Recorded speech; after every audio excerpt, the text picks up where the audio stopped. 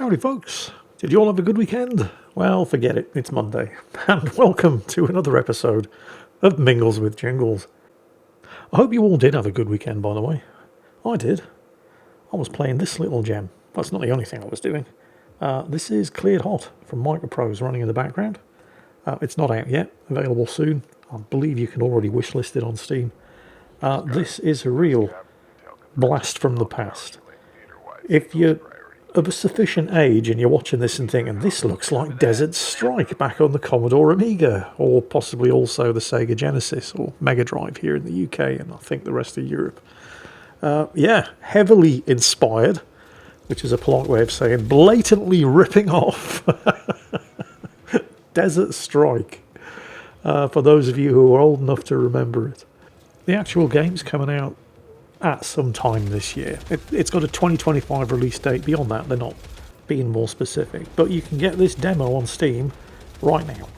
And of course, because it's a demo, it's 100% free. Whole thing occupies less than 3 gigabytes of disk space. Oh wow, I just had a thought. You know, the original Desert Strike that this thing was based on, I don't think it took more than 3 megabytes of disk space. It was... It's amazing how things move on, isn't it? I mean, the original game's something like 30 years old now. And this remake, because it basically, in all but name, is a remake. In fact, it's kind of like a passion project. I think news of this thing first surfaced on Reddit about a year ago, where somebody said, I got sick and tired of sitting around waiting for them to do a remake of Desert Strike, so I'm doing it myself. And then Microprose, and I love that Microprose do this, they saw it. They thought, well, you've done most of the hard work yourself already. Here, have some money. We'll publish it. Don't get too carried away, though. I mean, we'll put some money in, enough for you to hire some more people to get the thing finished. But we're not paying Sega for the rights to actually call this Desert Strike. You can come up with a name for it. Anybody who cares will know that we're making Desert Strike again. We're just not calling it Desert Strike. They're clearly not pumping a huge amount of money into it because, well, one, it doesn't need it. It's not like they're remaking Desert Strike in first person with the Unreal 5 engine or anything. The biggest single cost associated with this would have been buying the rights for the Desert Strike name from Sega, which they're obviously not going to do because they're not expecting this thing to set the world on fire. So they've given the guy basically enough money to get it finished.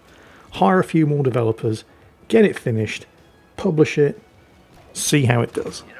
And I just love that Microprose are doing this. I mean, I know it's inevitable. It's only a matter of time before Microprose become just as greedy and evil as every other game publisher. But let's enjoy it while it lasts and hope that it does last for a good few years. And you can check the whole thing out yourself. Demo's available on Steam. So this isn't the only thing I've been doing this weekend. I got into the Head Start for Dune Awakening. I think it's all right. I don't think it's great, but it's at the very least all right. I mean, it's a bit too early to judge. I put 20 hours into it. I think I'm at level 30 or something like that. I'm nowhere near endgame. And in MMOs, endgame is where it's at. At the moment, I'm still just kind of leveling up. I haven't explored the whole map and so on and so on. Too early to call, but I have been enjoying it. I've noticed a couple of things, though. And one of them is actually nothing to do with the game itself. So, if you have an NVIDIA GPU, and let's face it, most of us do, you've probably noticed that ahead of most major game releases, NVIDIA release a new version of their GPU driver, optimized for whichever new game is coming out, to ensure that on day one you get the best possible graphics card performance on the fancy new game that everybody's getting excited and hyped about. It's fairly safe to say, I think, that NVIDIA have been having some problems with their drivers in the last couple of months. Specifically, the drivers that they've released in support of their 5000 series GPUs, they've been having all kinds of issues. Now with Dune Awakening, we're not talking black screen dead monitors or, well, I mean we might be, I don't know. I haven't experienced any of that. But what I did experience was right after I'd preloaded Dune Awakening, right before the Head Start began. And I went to actually fire the game up for the first time. And bearing in mind that something like 2 days before, I had installed NVIDIA's latest and greatest, specially optimized for Dune Awakening GPU drivers. And the first thing I saw when I fired up the Funcom game launcher and hit the Launch Dune Awakening button was a warning letting me know that I should probably look for alternative GPU drivers, because the driver that I had installed was known to cause issues with Dune Awakening. So let me just sum this one up for you in case you don't fully understand exactly what happened here. NVIDIA released a brand new GPU driver specifically for the release of Dune Awakening that caused issues with Dune Awakening. Just to put this another way, this would be like developing a vaccine for AIDS that gave people AIDS.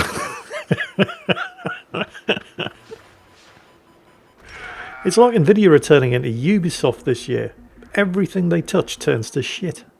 But the game itself, Dune Awakening, would I recommend it? I'd have to say yes. And again, bear in mind, I haven't reached maximum level. I haven't gained access to the deep desert, which is where the end game happens. You know, none of that has happened yet. I'm still very much leveling up.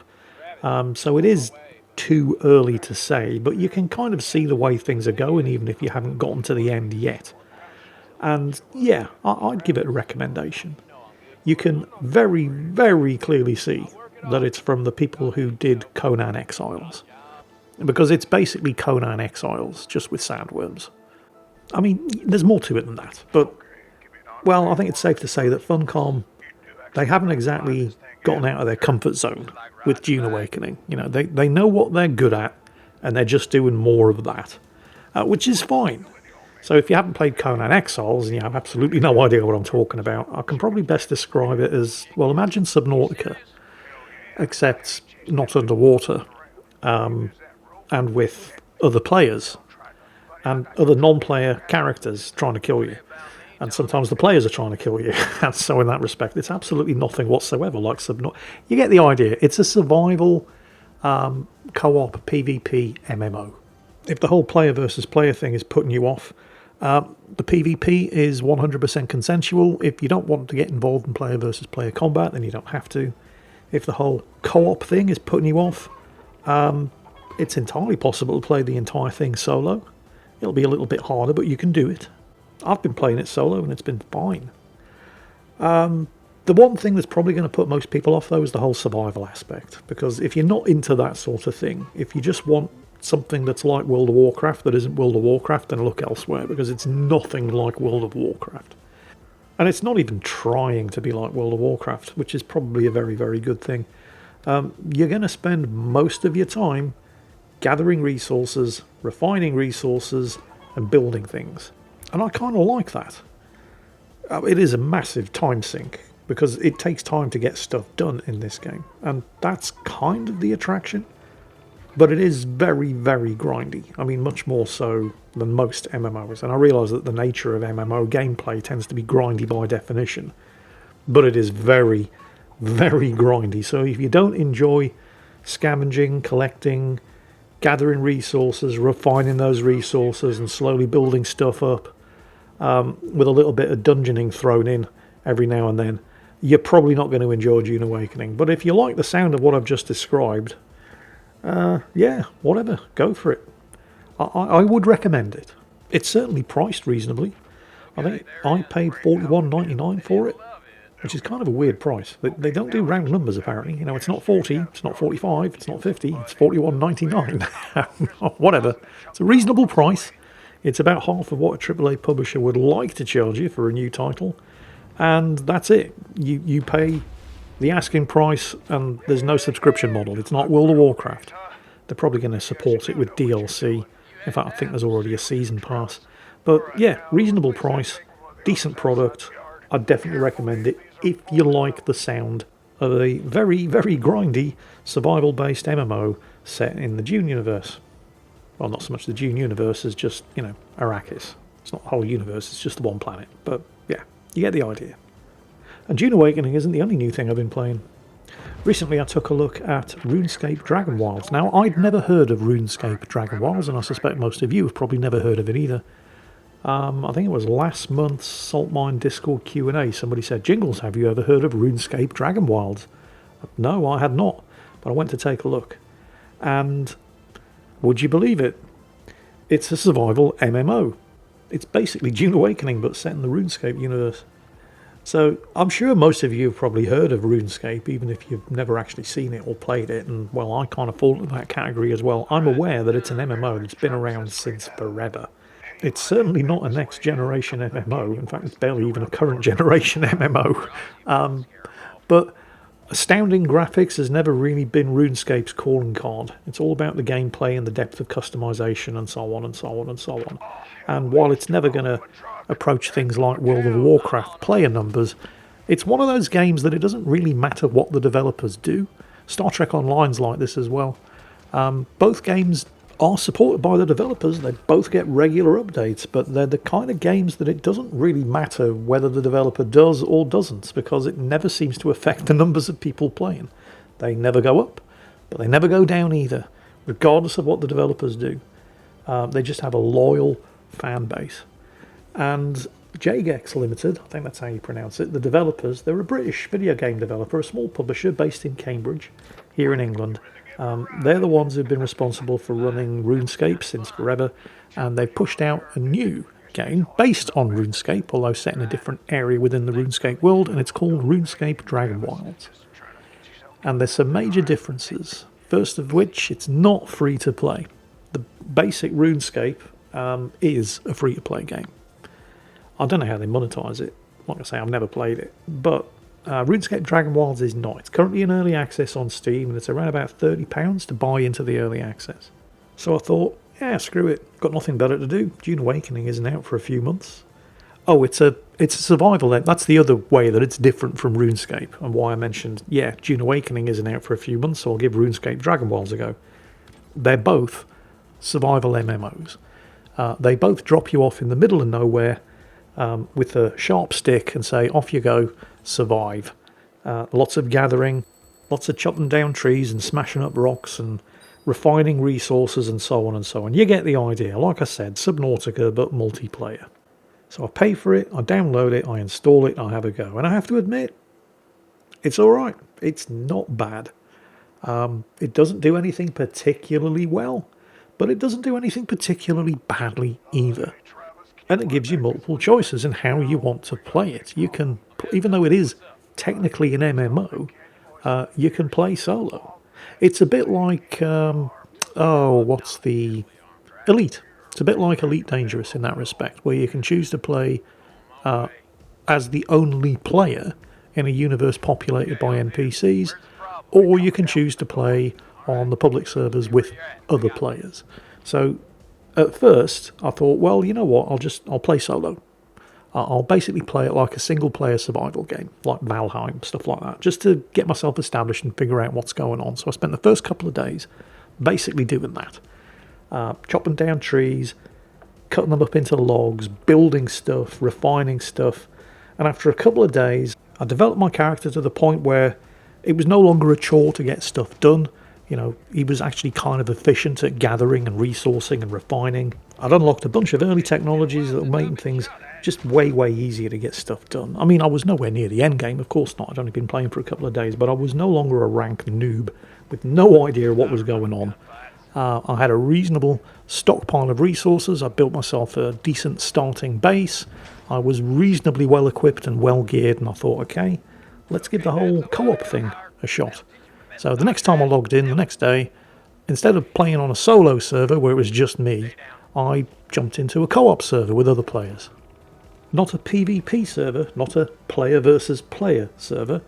I don't even know if RuneScape Dragon Wilds has player versus player servers, but I know they have co-op servers because that's the server that I logged into. So I logged in, the game deposited me right in front of my base, exactly the same place where I'd logged off the day before on the private server, except this time I'm on a co-op server. And sure enough, within a minute of logging in, here comes another player. Hello, I emoted, waving at him as he completely ignored me, ran past into my base, because apparently doors don't work now, stole everything that I owned, and then started dismantling my base, breaking it down into its base resources, and then ran off with everything that I owned. So, yeah, I don't play RuneScape Dragon Wilds anymore. In other news, potentially it's an exciting time to be a fan of the Expanse, because there's a new Expanse game coming out. And I don't mean the Expanse, a Telltale series, which is actually, believe it or not, I was surprised to find out has actually been out for 2 years. I honestly thought it was still in development. It's kind of, well, I don't know if it's embarrassing. I mean, it's not like I live with my head under a rock or anything, but clearly Telltale Games didn't have the budget to promote this thing when it was released. Because, well, it must have been 2 years ago now. I remember watching videos when I first heard about it. There was a gameplay segment that everybody was showing off. And, well, look, don't get me wrong, the game has reviewed quite well. It was released in November of 2023, and it's got like 88% positive reviews. So clearly people like it, but what they were choosing to show off in the gameplay video that I watched, well, it must have been nearly 2 years ago, was kind of stupid. There's no other real way to put it. I mean, the Telltale games have all been about making decisions, and the decision that you had to make in this case, I remember this is the thing that they were showing off. Like, here, everybody, look at this. Here's what we're doing. It's one of the dumbest things I've ever seen in a computer game. So there was for those of you who aren't familiar with The Expanse, hopefully you all are because it's amazing. So it's a sort of near-future sci-fi show where they take the science and the physics very, very seriously. You know, everything kind of works and makes sense, which is what was kind of surprising about what they were showing off in the video, because it didn't work and it didn't make sense. So they're salvaging the wreck of a ship out in the asteroid belt, and they found the cargo hold, and there's all sorts of really valuable stuff in there. But one of the crew members suffers an accident while they're trying to get into the cargo hold. So you're presented with a decision, and Telltale games have always been about making decisions. You can either jettison the cargo hold in order to save the crewmen, who, by the way, got themselves into this situation. It was their own damn fault by not following the instructions that you'd given them. Or, I mean, this would mean that you would lose the cargo. Or, screw the crewmen, take the cargo intact, but that means that the crewman is going to lose their arm or their leg or whatever they managed to get stuck in the machinery. And that was the choice that you had to make. And I remember thinking, this is the thing that they have elected to show off to highlight the gameplay of this game. And it's really fucking stupid. Because so your choice is save the crewman and lose the cargo, because you have to jettison the cargo hold in order to save the crewman. But how does blowing the cargo hold out into space mean you're going to lose the cargo? Oh no, we can't possibly salvage something that's drifting through space. Yes, you can. That's your job. That's what you do. You go out into deep space and salvage things. In fact, wouldn't it be easier to salvage the contents of the cargo hold if it's been jettisoned from the ship? Because climbing through the inside of a wrecked ship is kind of dangerous. That's why the crewmen got their arm or leg stuck in the first place. So surely the best thing to do would be to jettison the cargo hold, save the crewmen, and then just salvage the cargo hold as it drifts through space. I don't understand why a salvage ship cannot salvage a cargo hold that's drifting in space. It just doesn't make sense. But this was the choice that you were presented in the gameplay demo. And it was just stupid. So I immediately lost all interest in the Telltale Expanse game. Now, don't get me wrong, I'm not saying it's a bad... Well, okay, I am. Because it's stupid. But, I mean, you know, apparently that doesn't matter for quite a few people, because it is reviewing very well, 88% positive reviews on Steam. But it's not the game I'm talking about. Remember, I did start this whole section by saying there's a new Expanse game coming out, and it's not the Expanse, a Telltale series game. Because that's apparently been out for nearly 2 years now.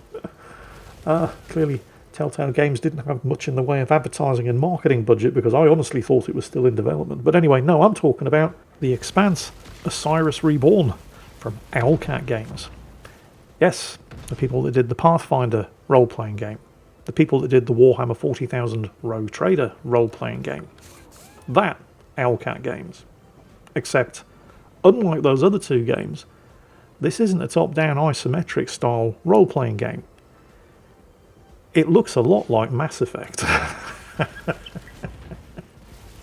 And, oh boy, it's got a Steam page. You can wishlist it, but the release date just says coming soon, which probably means next year. But oh boy, it's looking good. And yes, I know, it's easy to make something look good. Although maybe it's not quite as easy as you might expect because, well, Telltale Games managed to make their Expanse game look as dumb as possible. but it does look good. The Owlcat Games one, not the... You know what I mean. So this one is definitely going on my wish list. An RPG set in the Expanse universe with the depth of gameplay of something like Pathfinder or Warhammer 40,000 Rogue Trader, but with the perspective and visuals of something like Mass Effect. Oh, hell yes. Anyway, that's it for today. Hope you've enjoyed it. Hope it's given you a few things to talk about, maybe a few things to add to your wish list. And honestly, I realise that I have spent a fair part of this video shitting all over the Telltale Games Expanse series, but it has been well reviewed, 88% positive, so maybe I'm just being a little bit too picky. Judge for yourself. It's certainly not expensive. It's about a third of the price of a AAA game release, so give it a shot. If you're into The Expanse as a TV show or as a series of books, then maybe you'll like it. I'm going to give it a pass, but I'm definitely wishlisting Owlcat Games' Expanse Osiris Reborn, third-person action RPG in the style of Mass Effect, but by the people that brought you Warhammer 40k Rogue Trader and the Pathfinder series, because it's really difficult to see how that could possibly go wrong.